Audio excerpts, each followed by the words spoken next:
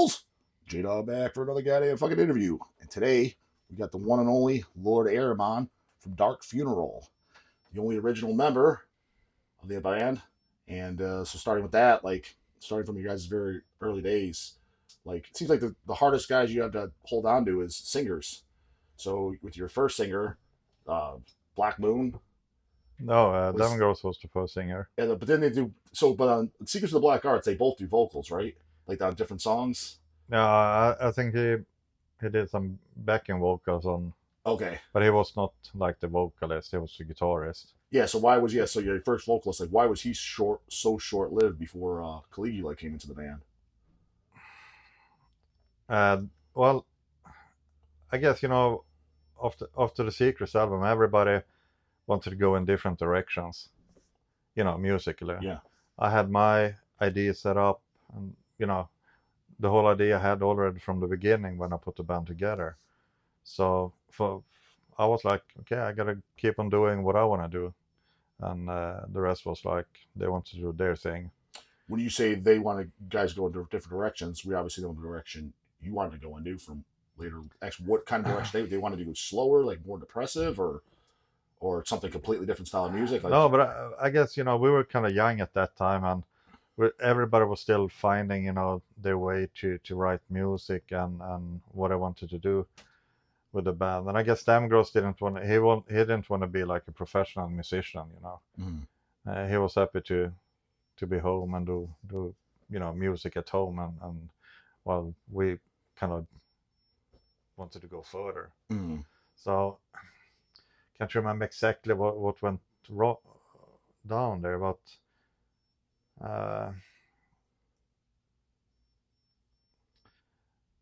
yeah, I guess the main thing was that everybody wanted to do different things. So now, so then having said that, like your second singer, Caligula, which he was in the band for quite some time, my favorite record by you, I just had you sign it, Diabolus that's actually the first tour I saw you guys on. I just never gotten to meet you. I saw you guys when you guys played the U.S. tour. It was with Cannibal Corpse and Incantation with like 03, I think it was, maybe 2003. That's the first time I saw you guys. That's my favorite record by you guys. And, he lasted a couple more records even after that. But him coming into the band, he originally sang for Hypocrisy, which I love the first two Hypocrisy records, and I especially love his vocals. How did you hook up with him joining the band? Because he was singing death metal vocals for years. Actually, I was a fan of both. I didn't even realize it was the same guy. Okay. I saw it on Metal. I was like, I was like, holy shit, that's the same guy. Yeah, his vocals are drastically different. So you guys approach him, or however it is, he comes to you, and then he sings in a completely different style for Dark Funeral. How did that come about? How did you even think to get him? And then he changed his vocal style. And so since it was in Hypocrisy, and we were going to record the Secrets of the Black Arts in Peter's studio, Abyss. So Peter and Caligula obviously knew each other. Caligula lived in Stockholm, and I don't know exactly how it came about, but we ended up, getting a lift by Caligula to the studio, and then he decided to stay with us there. So he was actually in the studio while we were recording the Secrets. Not the whole time, but he was there in the beginning, and we got to know each other really well. And when Damgross decided to leave, it was easy just to bring him in. He wanted to do more Satanic music compared to death metal, and he was a great fit at that time, and we were really good friends. So I just asked him to join. So now it was kind of easy step on the way. So did he purposely quit Hypocrisy just to join Dark Funeral? No, he had quit before. Oh, okay. Yeah, so he was like doing nothing. I think he was doing some small, I can't remember exactly, but I think he was doing something. So, but he was like, I want to be in Dark Funeral. It was just an instant fit. Yeah, it was a great fit. So, and he did a fantastic, job in the beginning. Now, so he lasted several records then. I've never heard online. I don't know if it was bad blood. I have no idea what the reason is. What was the reason he ended up leaving or kicked out or whatever it was? Well, the main, just to make it going without going too deep into things, it was time for him to kind of settle down and take it easy on the home at home instead of being on the road. And this was his own choice, and yeah, I fully supported that. It was the right decision for him to do. Yeah. Now, do you stay in contact with him to this day? Yeah, we text each other sometimes. I haven't seen him, live in a couple of years, but he texts me once in a while or so. Now, so like for example, when Dark Funeral does a new record that he wasn't on, is there 2 records without him? This the last 2 he's just not on? Or is Yeah, it 3? two records. So like, did you like send him a copy? Has he heard them? Like, did you get feedback from him or? Yeah, and I was kind of surprised, but he's like, he loves them. Yeah. He's like a super big fan of the two latest records. Yeah. I thought they were really good too. Yeah. Yeah, he's right, man. He's like, it's cool, to get that feedback from him that he really loved the song, and he liked Ahriman of vocal, so total support from his side. So that must need the new singer must make him feel good that he's yeah approved. Of course. Yeah. He wanted to, obviously. I told him already from the beginning, you gotta find your own space, fit in the band, and don't try to copy Cannibal or anything. You're gonna be your own vocalist and show your own path, and some people are gonna like it, some not, but that's life. But I guess he was really happy when Caligula said that he was really happy that Ahriman took over. Yeah, no, because I remember when he left and the new record, I saw there was a new singer. I'm like, oh shit! I was like, because most bands I don't like every record by, and I was surprisingly enjoyed it. I'm like, oh, he did a good job, and I saw you guys I think 3 times with the current lineup, and I liked it. But I usually don't when band, especially if a band changes a singer. A lot of times I'm like, oh shit, it's not the same. For example, Marduk, I like everything with Legion, and then the first 3 records don't have him. They had a different singer each one. I liked those, but when Legion left the band, it was kind of like, it's still good black metal, but it's just not the same to me. It's not what I grew up on, so it just didn't fit for me. It just kind of seemed like a different band. Yeah, I mean, but that's how it is. We all are fans, also. And it's the same for me. So when some band changes a member, it's maybe isn't the same anymore. So be it. Life goes on. Yeah.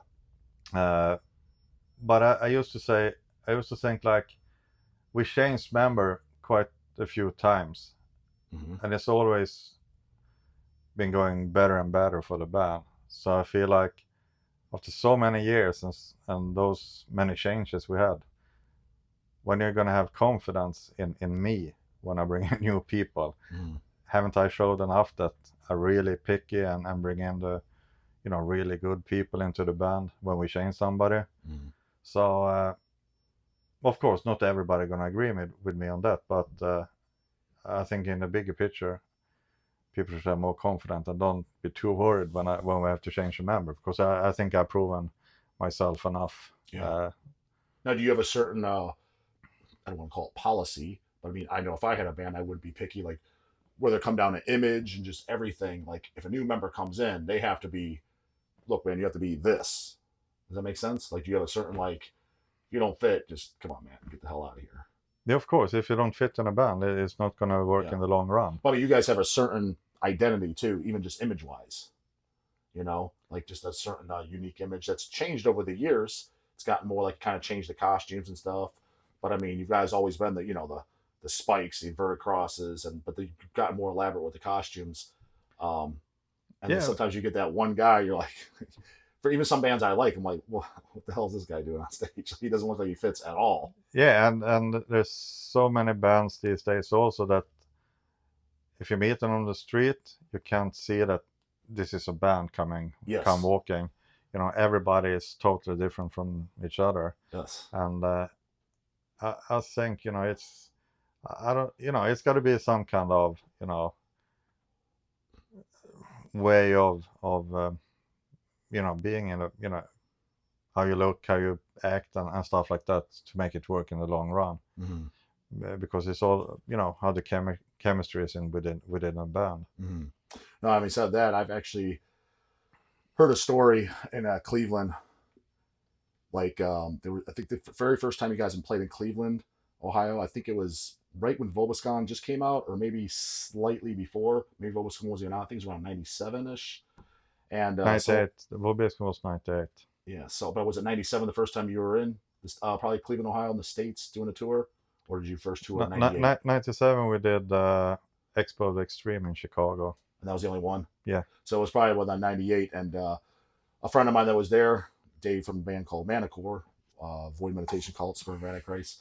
He was there, and he said, I don't know how true this is, or if you guys remember, you guys were all dressed up in your entire get up, like way before the show, and kind of like walking around Cleveland, and people are just staring at you guys like, what the fuck's going on? And back then, so there's my question is like, there's stories like that. There was more of a mystique to you guys before social media and idiots like me trying to shoot interviews. So they kind of did. You guys had this very just just this mystique behind you. Do you kind of miss that, or like prefer it like the old days, or it's kind of cooler nowadays, or? Well, I like to keep it real, and you know, social media is is 2000. That's what you do these days. So you can't really limit. I mean, what happened in the 90s? There are reasons for the mystique because and all that kind of stuff because you didn't have social media and all that. But things are different these days. You still have to find a balance how to not get stuck in the old days, but also try to fit in today's scene. Would you like it better now or better back then? Well, as a person, I feel more comfortable with myself and secure with myself than maybe in the early days. So, but it's difficult. I'm trying to find a good balance. But I like to keep it real. This is what you get. This is me 24/7. I'm not going to pretend to be somebody I'm not. Like many bands show one image on social media and they are fucking, totally different in the private life. This is me 24/7. So take it or leave it, Yeah. Well, having said that, actually, that's kind of funny. Lead up to a question is obviously I do the YouTube channel, which I doubt you've ever seen, but I've talked about Dark Funeral several times when I'm talking about black metal. And it was something I learned when doing the channel because I'm still kind of new to the channel. I've been doing it about 3 years. It's growing very rapidly. But I've been doing the company Hell's Headbangers for 24 years. So I've been in the scene a long time. But the YouTube part was, and so you see the comments when I talk about Dark Funeral, people like, Dark Funeral, like that's the Slipknot of black metal, the Poser black metal band. I'm like, how? Like, where? I've never heard that before. And you just saying you being real, and I'm assuming that because I've heard it in other videos of talking about, and they would say that multiple times. A few people, I'm assuming, okay, well then who's the true black metal bands? I'm assuming they're referring to bands like the French Scene, Mutilation, Belkatir, Vlad Tepes, American bands Judas Iscariot, Krieg. I guess that's who they're referring to as the true black metal. You guys being called the Slipknot black metal, their words, not mine. And the true stuff is, I guess, some of the, I suppose, which actually none of those bands I like, by the way, with ones maybe you do, maybe you don't. What would you say to something like that? People making those, because they have said that. And I'm just like, oh, this is news to me. I guess I'll ask them if I ever interview them. Yeah, well, there's people that don't know us. I mean, as I said, this is me 24/7, take it or leave it. And I'm not trying to hide behind some grudge image that I've been tweaking in Photoshop to make it look like 1947 or whatever. And then, Yeah, okay. But of course, I like that aesthetic. Don't take me wrong. But,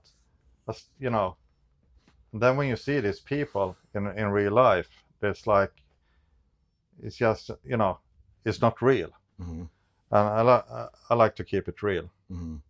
I guess what they're referring to too, maybe they weren't talking directly about you as a person then. Again, I'm only guessing, because when I saw that, I was like, this is news to me. I was like, I've never heard that before the channel. But other little pieces, just piecing the information, is they're like, yeah, because a couple people, it's not raw, like, it's not raw black metal, like Vlad Tepes. I was like, so if it's not raw, it sucks? I was like, but those bands you mentioned, in my opinion, because I like some raw shit, I like demo recordings quite a bit. Yeah. And I was like, but your songs suck. I was like, the songs come first. I was like, so you just hate on me because I have a clear production? I'm just guessing. What do you I guess what do you say to that? Because you guys do have a very professional production, more and more as the. But even Secrets of the Black Arts, it sounds good. I don't know if it's. Even the EP, we were ahead Yeah, it of sounds. time. Yeah. I always felt like this: if I'm gonna spend time, money, and energy to go into a studio and record, why should I fucking record and get a really shitty sound? Mm-hmm. It doesn't make any sense for me. Then why did I write these songs? Mm-hmm. You know.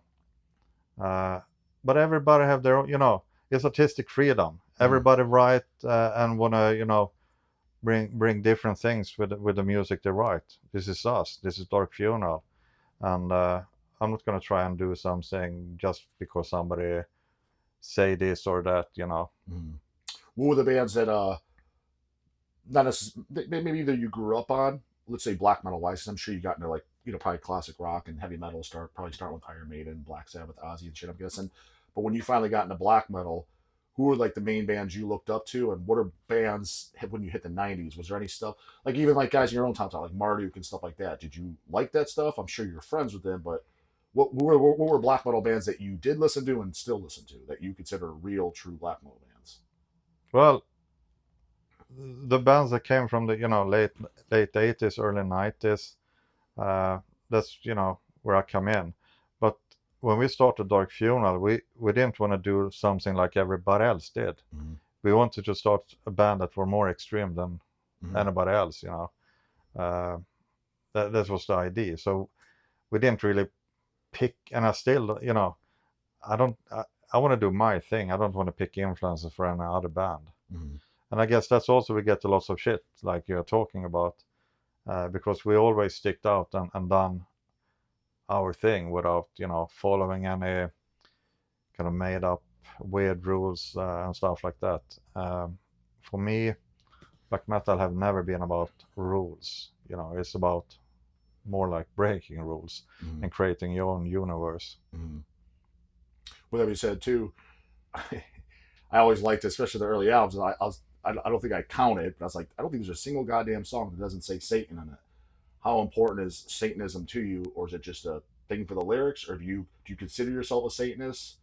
And how serious is it to you, or is it just like, yeah, it fits the lyrics, and I'm atheist at most? Like, no, I mean, I've always been into. That's where I started. Even my first band called Satan's Disciple before Dark Funeral.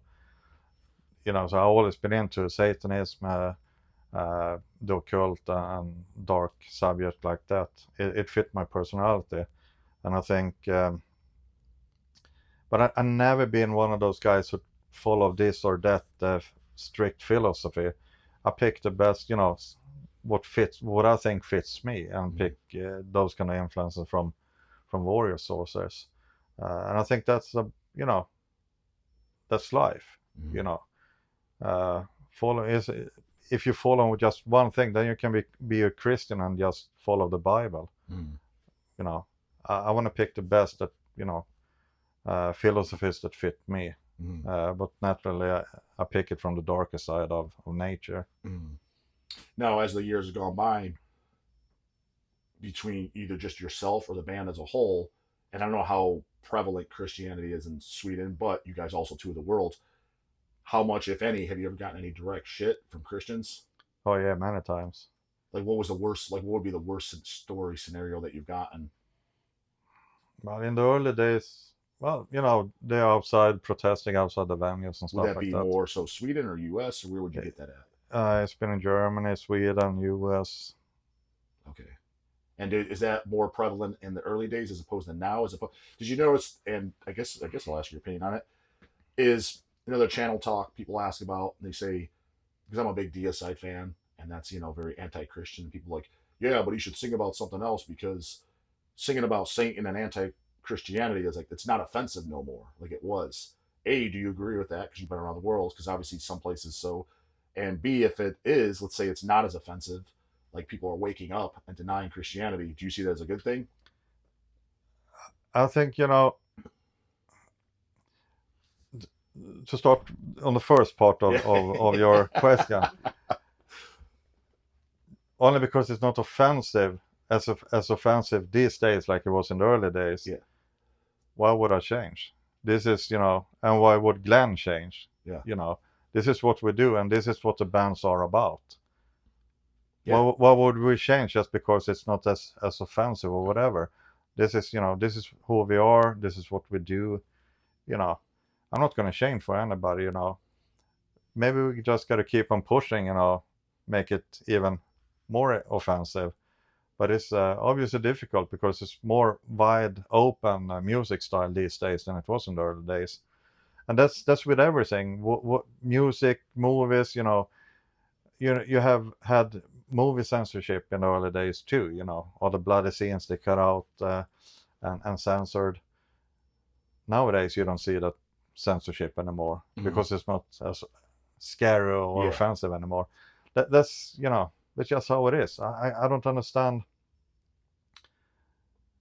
It feels like people who talk about that kind of are lost in their, I don't know, they have no experience or whatever, how things have been over the years and why things are the way they are.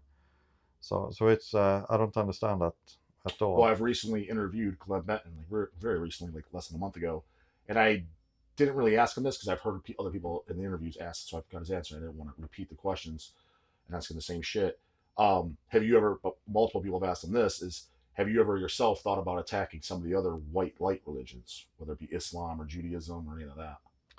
Well, when I grew up, that was not really an issue, and I always felt like we're not, attacking only Christianity. We are more like against religion, organized religion as a whole. And that count all religions. Yeah. And not only just one. Yeah. So yeah. You did a side project years and years ago. It was right around the time when Hell's Headbangers was starting. I remember stocking the disc. And as in recent years, I became friends with Vincent Crowley. I'm kind of friends, or at least acquaintances. Kind of friends, yeah. You guys did the band Wolfen Society. If I'm not mistaken, again, was that like 01 or something like that? It was quite a while ago. Didn't you guys get some shit for that? Like, it was considered like too hateful, or I forget what was being said around that time, being so long ago. But I remember maybe it was considered racist or before this whole cancel culture shit. But I recalled Wolfen Society getting shit for whatever reason. Am I correct on that or wrong? I don't know if we got more shit than I get with Dark Funeral. You're just used to getting shit. Yeah. So yeah, I don't know. It's just part of what we do. We make controversial stuff. When you're doing the Wolfen Society, what was the plan behind that? And was it just supposed to be a one-time release, and you planned it like that? Or you're like, let's see where it goes? Well, how did you guys all get from together to do that? From my side, I felt it was a really interesting combination. Everybody are doing side project and with this and that person. I haven't really done much like that over the years, because for me, if I should do it, I want it to be unique and something that's different from what I do in Dark Funeral. And with Wolfen Society, I felt it's a great mix. You have me from the black metal scene, you have Vincent from the Satanic death metal scene, and you had Richter and Thomas from Electric Hellfire Club and that industrial metal scene, or whatever you call it. Super group before that thing was kind of popular to do. Yeah, so I felt like the combination that everybody came from different scenes but still had the Satanic interest in common. That was the interesting part for me, and that everybody can bring something new into the songs from their scenes.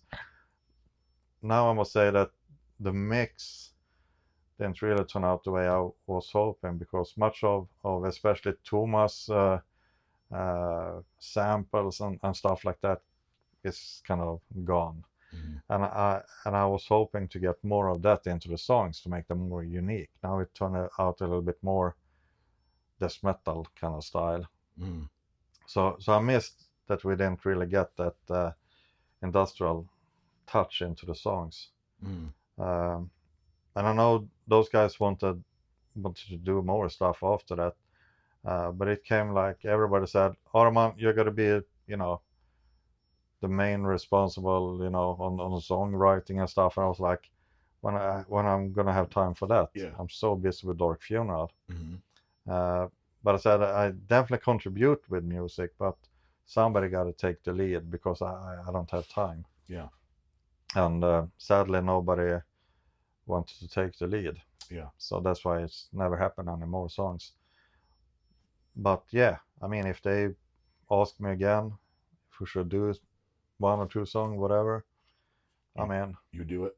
Yeah, but then I definitely got to make sure that all the influences, different styles, get included in the songs, because that's what is makes it interesting for me. Yeah. Now, I don't know. You still stay in touch with Vincent? I haven't talked to him in a while. Have you heard his his solo project band, Vincent Crowley? I heard a little bit. Yeah. I liked it. I mean, I would tell him too if it sucks. I mean, not just because I like the guy. I mean, I don't like it as much as like Asheron, but it's good. They did an EP and a full length just came out this year, I believe. Yeah. It's good stuff. I don't know if you enjoy it or not. It's all like Yeah, based. I always liked his songwriting. Yeah, I enjoyed it. So I recommend people or even yourself check it out, especially since you know the guy, friends with the guy. Yeah. You know, this tour. When do you guys meet up with Gwar? Because you're the headliner tonight, and like I was telling you before, is it was initially we're going to set this up for Cleveland. And I was like, oh, fuck, they're playing with Gore. I'm not a Gore fan. And then I was like, I got to sit through those idiot fans. And so I'm getting to the question with this. You're meeting up with them. When do you meet up with them on this tour? I can't remember the date, but I know it's in Las Vegas. Okay. So anyways, so like you're opening 1.5 weeks from now or 2 weeks from now. You're opening up for them. And yeah, good exposure for the for Dark Funeral. Stuff like that, though, when you see it, is it kind of like... Because when I think of Gore fans, at least here in the U.S., I can't speak for Europe and stuff, is I'm like, these guys gonna like the darkness and evil of Dark Funeral? I was like, I don't know. I was like, they might be like, what the hell am I listening to? Exactly. That's what we find this interesting. Because you never toured with Gore anywhere, right? In the Europe? No.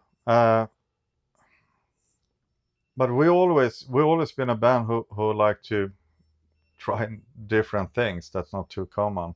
And why it would be so boring to always do those things where, do those safe tours and bills and stuff like that. That's just boring. I like to... Sometimes I used to say, like, just do different weird mixes.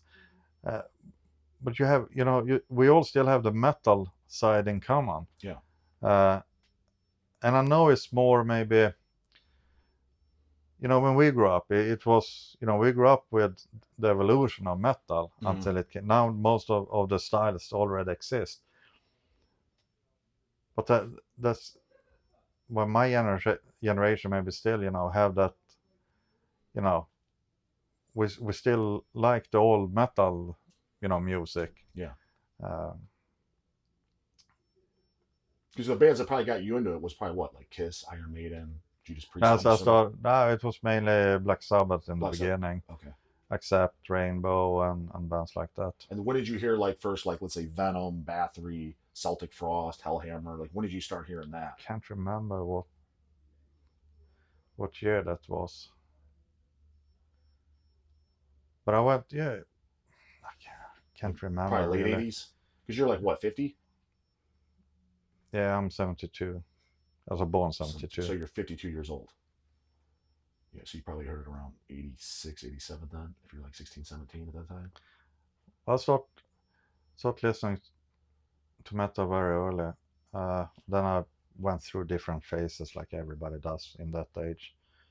But I was kind of, I grew up in the north part of Sweden, so I was kind of isolated from the music scene. You didn't get much metal to the stores, record store at that. So, buddy, shoot a video. You're allowed to walk in front of the camera if you want. Everyone else does. You got to get through. Yeah, so it wasn't real until I had a friend start working at the record store, and he knew I liked metal and always were looking for more extreme stuff. So it wasn't until really he started bringing stuff in. Mm-hmm.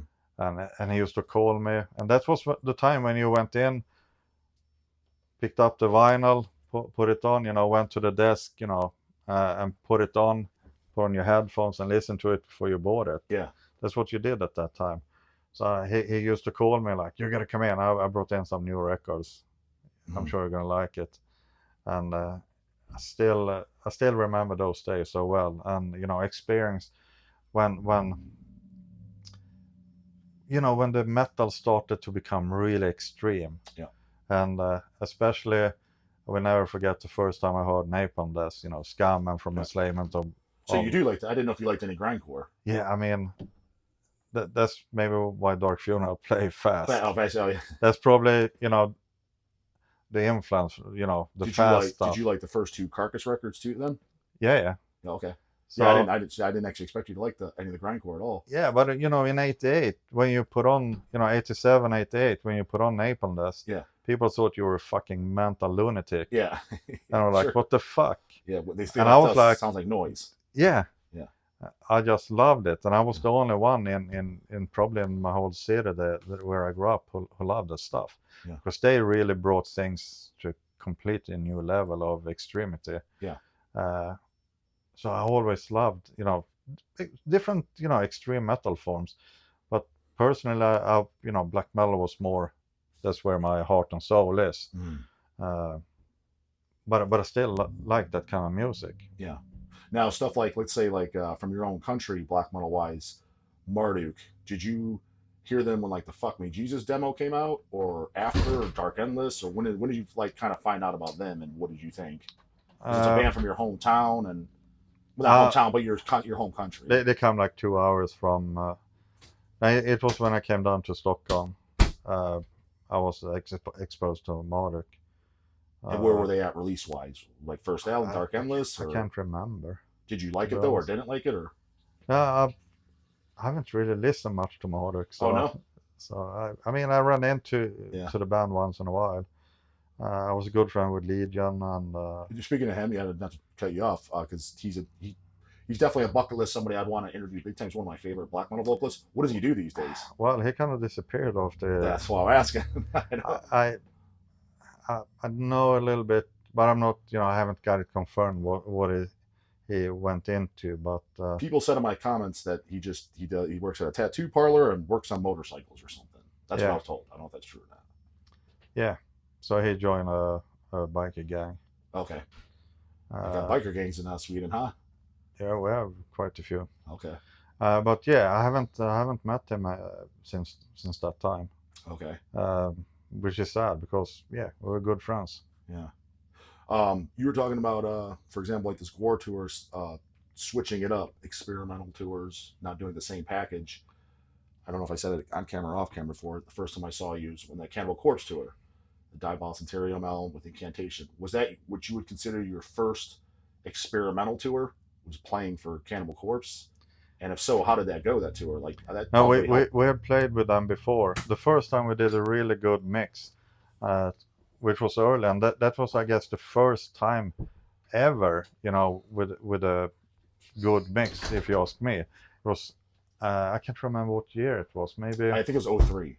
Yeah, but I'm talking about another European tour. Okay. First time we toured, then it was Infernal Majesty, us, and Cannibal Corpse. Okay. And that was... That would have been 90s, probably. Yeah, and it was an amazing mix. Yeah. And I love those kind of mixed tours. Did you like any of that death metal stuff, like Cannibal Corpse? Yeah, of course. Oh, so you do like that? Yeah. Okay. I like extreme metal. I like different kinds of metal. You just said I never even listened to Marduk, so I don't know. I got to even listen to them. Yeah, but I find that very surprising. I thought you at least listened to them. Yeah, well, I heard a few songs, but I haven't really. I don't know. I haven't really listened to that much. Mm-hmm. So, is there any extreme let's just say extreme metal bands that are new that have come out in the last 10 years, let's say, that you thoroughly enjoy? Not guys you're friends with, not the band you tour with, you actually oh wow, I actually really like this. Oh yeah, there's now I can't remember the name of all those bands, but there is a few French bands and Greek band and stuff like that. Okay. So there's still some new guys coming out that you do like.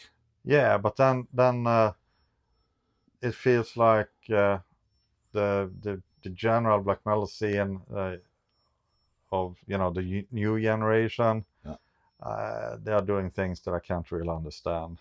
Okay. But still, I mean, they gotta find their place in the scene, like we did when we started. Is there anything going on the scene, whether it be black metal or extreme metal in general, that, and what you can say what it is or not if you want to, but is there anything that just annoys the hell out of you? As I said, I like to keep it real. So there's a few elements in the new wave of black metal, if you will, that I don't really understand, and I feel they are one, they're just different person on stage and off stage. I can't see the fit, It's almost like it's an act for them. It's just yeah, more or less. But now I don't know these people, so I can't know how serious. I mean, of course, maybe it's their way of doing things, but I'm old school in that way, That's why Dark Funeral people say that, yeah, we always done the same stuff, more or less. But that's my generation of black metal. That's what black metal is for me. But I still try to bring in new elements to keep it interesting for me. Both music wise and also visual. Yeah. Now, when I first got into Dark Funeral, I think it was in like '99. That's when I first picked up like something by you guys. I think at that time it was like, at least in my mind, whoa, this is like a really underground band. Not that you weren't, and not that you're not an underground band now, but I'm assuming, correct me if I'm wrong, this is probably like your full-time gig now, right? You make a living, like you don't have a day job. No. Well, some of the other guys do work. So you don't. When were you able to make Dark Funeral your full-time job? Like what year was that? I think maybe about 10 years ago. Okay. And having said that, do you just feel the need to, like, you gotta kind of like pressure to like get an album out real quick to tour, and like what is your what places bring the most? Because like here, I mean, I don't know what the attendance is going to be tonight, but Dark Funeral, when I think Dark Funeral headlining Cleveland, I'm like, I don't know, they'll probably be like the last time you guys played Cleveland, I believe it was with Incantation as well. It was a few years ago, and there was probably, I don't know, 150 people or so. That doesn't seem like a band that you guys would be living off of. So I assume the U.S. is kind of a lower attendance. Where do you go that's like, wow, like there's a like it's a big attendance, like the best attending shows for Dark Funeral? Like, well, we have big shows in the U.S. also. Like who's some of the states that you're like, whoa, we get a lot of people? Like Chicago, maybe, or well, Chicago, New York, Los Angeles, Florida. So if you play Sweden, like how many people roughly be there at a Sweden show? Say Stockholm or correct me, whatever's the most. Well, we don't really play much, and we haven't played much in Sweden or Scandinavia. So we're gonna, after this tour we have a month's break. Then we're gonna, go back on tour in Europe, and that's our first headline tour in Europe in 8 years. So if you headline in Europe as opposed to headlining here, my guess, again, I could be completely wrong, but if you asked me just off camera by myself, I'd be like, there's way more people at a Dark Funeral headlining show in Europe than US. Is that correct? Well, no, I mean, it's different for many bands. It's different. Some cities, you can't be big in every city, Yeah. and sell out venues at every city. That's how it is for, especially in this kind of music. Then when you come into some cities, it's like completely packed. Mm-hmm. And that's like that all over the world, Some cities you bring just a couple of hundreds, some others 1,500, 2,000, Mm-hmm. It goes, but that's how it is. Yeah. Well, last question for you then. I told you like what my favorite Dark Funeral record is. I'm kind of curious, like which, not what album sold the most or is the most popular fan favorite. What do you personally like the most that you've done by Dark Funeral, and what you like the least? Well, I know that the Diabol's Interiors is a popular record. The songs, I'm really happy with the songs, but I wish it had a little bit more powerful production. Well, I thought I know many say that, but yeah. And the songs like Hail, Murder and shit, I think that's like Apprentice of Satan. I mean, those are like the band's hits in my opinion. In my opinion, it could be I could be biased. I was super young when I saw that, and that was the first tour I saw you on. Yeah. Arrival of Satan's Empire. I mean, that shit's Armageddon finally comes. I was like, these are the fucking hits for me. And then obviously like off Secrets, Open the Gates. But I think Where Shadows Forever Reign is maybe an album that sticks out a little bit more. That you like the most? Well, hard to say, because for me, when I write a record, that's the zone I'm in at that time. Then I move on, and every record I write reflects the time being when I write it. And I'm not one of those guys who like to go look into the past too much. Yeah, I'd rather look forward. So, well, I guess what's your least favorite then? I forget who I asked, which band I asked their least favorite. Not gonna hurt my feelings. They said, oh shit, that's my favorite one. Maybe your least favorite is Diabolus. No, not at all. I mean, song-wise, I'm not disappointed with any record. When I write a song, I make sure I write and work on it until I'm 100% satisfied. So even to this day, you're looking back at it because you guys were so young, looking at Secrets of Black Arts. You're still very proud of that record. Yeah, of course. Okay. That record was, more of a group effort than nowadays. When I write most of the stuff. Yeah. So naturally, records after that is more personal for me, and also more in depth. Who I am and what I've. But that's I have so many good memories when we were writing that record, and that was the time when you were still learning, to write songs and what you wanted to bring forth with the songs and stuff like that. Well, that's pretty much all I got for you. Is there anything you want to advertise or end off with, or say, or anything at all?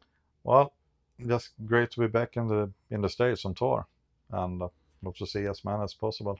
Yeah, I recommend when they go on stage, opening band, Lurking Corpses. You probably don't watch any of the other bands. They're good friends of mine.